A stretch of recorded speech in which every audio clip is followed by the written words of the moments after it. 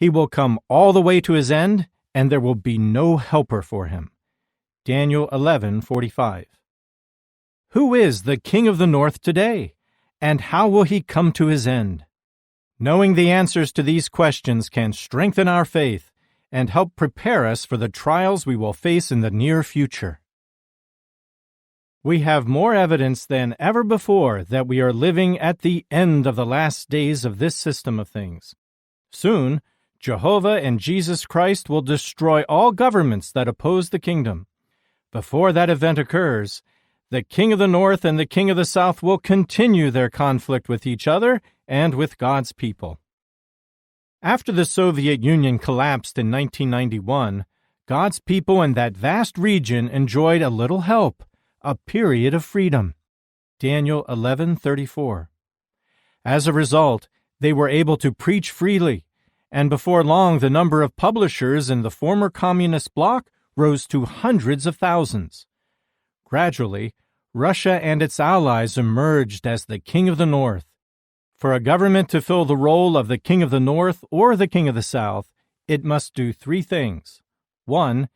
Interact directly with God's people. 2. Show by its actions that it is an enemy of Jehovah and his people. And 3. Compete with the rival king. Note why we can say that today the king of the north is Russia and its allies. 1. They have had a direct impact on God's people, banning the preaching work and persecuting hundreds of thousands of brothers and sisters who live in areas under their control. 2. Those actions show that they hate Jehovah and his people. 3.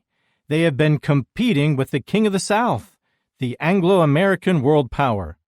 Let us see how Russia and its allies have filled the role of the king of the north. Daniel 11:40-43 reads, In the time of the end, the king of the south will engage with him in a pushing, and against him the king of the north will storm with chariots and horsemen and many ships, and he will enter into the lands and sweep through like a flood. He will also enter into the land of the decoration, and many lands will be made to stumble. But these are the ones that will escape out of his hand, Edom and Moab, and the main part of the Ammonites. And he will keep thrusting out his hand against the lands. And as regards the land of Egypt, she will not escape. And he will rule over the hidden treasures of gold and silver, and over all the desirable things of Egypt. And the Libyans and the Ethiopians will be at his steps.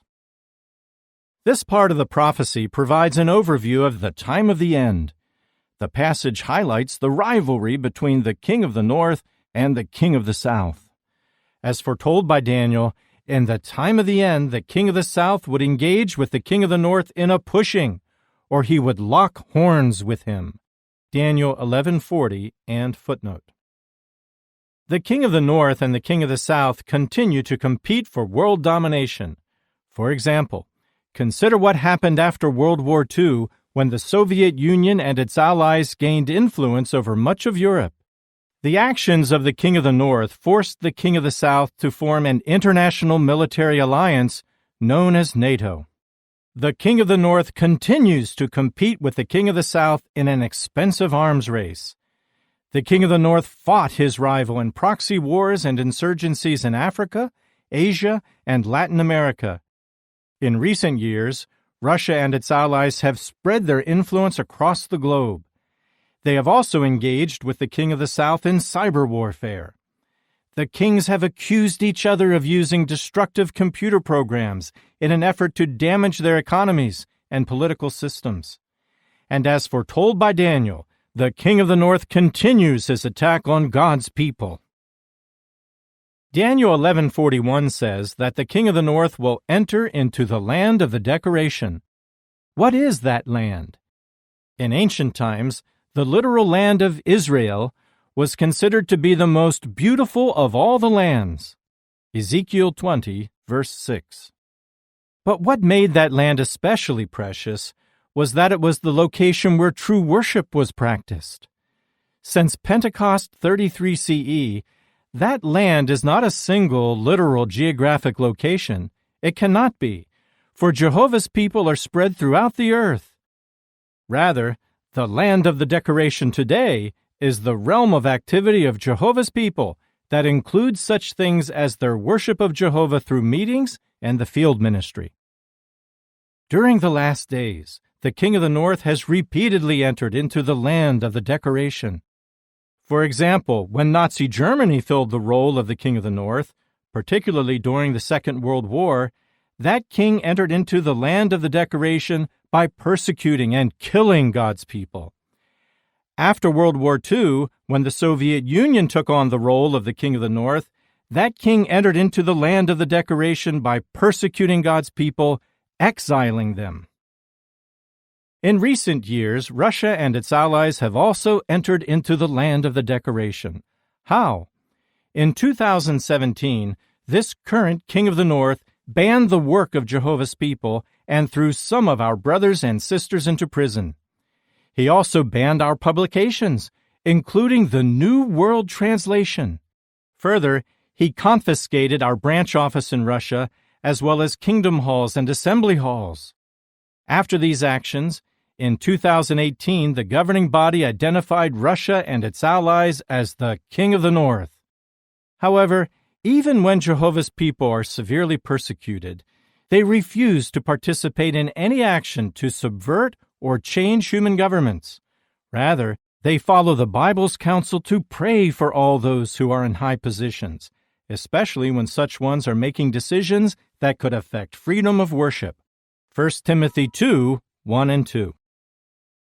The prophecy recorded at Daniel 11, 40 through 45 focuses mainly on the activity of the King of the North. Does this mean that he will conquer the King of the South? No. The King of the South will still be alive when Jehovah and Jesus destroy all human governments at the War of Armageddon. Why can we be so sure?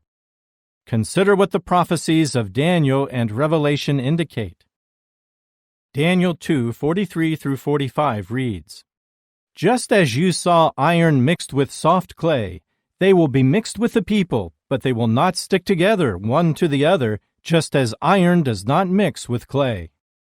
In the days of those kings, the God of heaven will set up a kingdom that will never be destroyed, and this kingdom will not be passed on to any other people. It will crush and put an end to all these kingdoms, and it alone will stand forever. Just as you saw that out of the mountain a stone was cut not by hands, and that it crushed the iron, the copper, the clay, the silver, and the gold. The grand God has made known to the king what will happen in the future. The dream is true, and its interpretation is trustworthy." The prophet Daniel describes a series of human governments that have had an impact on God's people. They are described as the various parts of a giant metal image. The last human government in that series is depicted as the feet of the image that are made of iron mixed with clay. The feet represent the Anglo-American world power. That prophecy indicates that the Anglo-American world power will still be functioning when God's kingdom strikes and destroys human governments. The Apostle John also describes a series of world powers that have had an effect on Jehovah's people. John depicts these governments as being like a seven-headed wild beast. The seventh head of that beast represents the Anglo-American world power. This is significant because the beast is not shown as growing any other heads. The seventh head of this beast is still dominant when Christ and his heavenly forces destroy it along with the rest of the beast. A prophecy recorded by Ezekiel gives some insight into what may happen during the last days of the King of the North and the King of the South. If we view the prophecies of Ezekiel 38, 10 through 23, Daniel 2, 43 through 45, and 11, 44 through 12:1, and Revelation 16, 13 through 16 and 21, as speaking about the same time period and events, it appears that we can expect the following developments. Sometime after the start of the Great Tribulation, the kings of the entire inhabited earth will form a coalition of nations. Revelation 16, 13 and 14. That coalition becomes what the Scriptures call Gog of the land of Magog. Ezekiel 38:2. That coalition of nations will make one final, all-out assault on God's people. What will provoke the attack? Speaking of this time, the Apostle John saw a storm of unusually large hailstones raining down on God's enemies.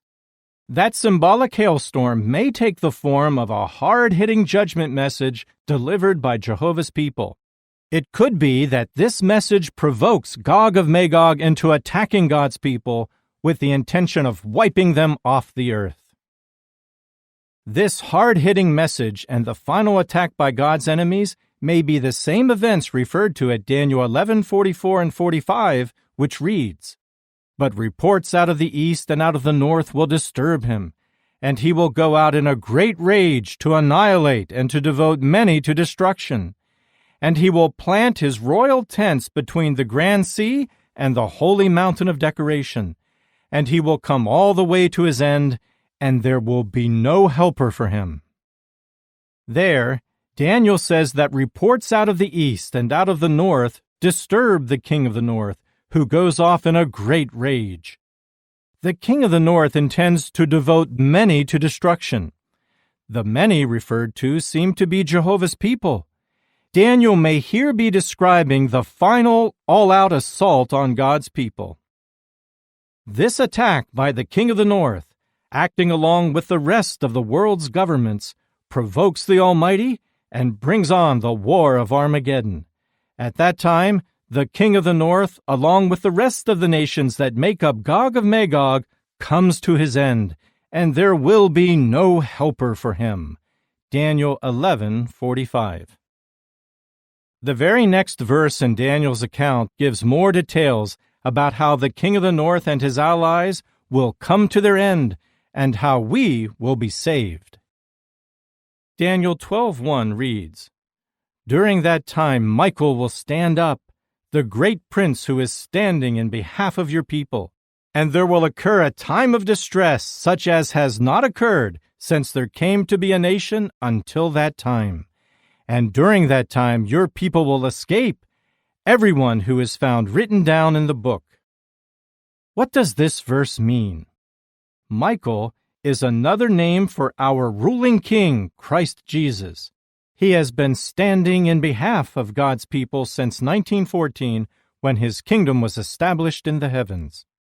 In the near future, he will stand up or take significant action at the War of Armageddon. That battle will be the final event in what Daniel calls the greatest time of distress in history. John's prophecy recorded in Revelation refers to the time leading up to this battle as the Great Tribulation. Revelation 7:14. We can face the future with confidence because both Daniel and John confirm that those who serve Jehovah and Jesus will survive this unparalleled time of distress. Daniel says that the survivors will have their names written down in the book. Daniel 12:1.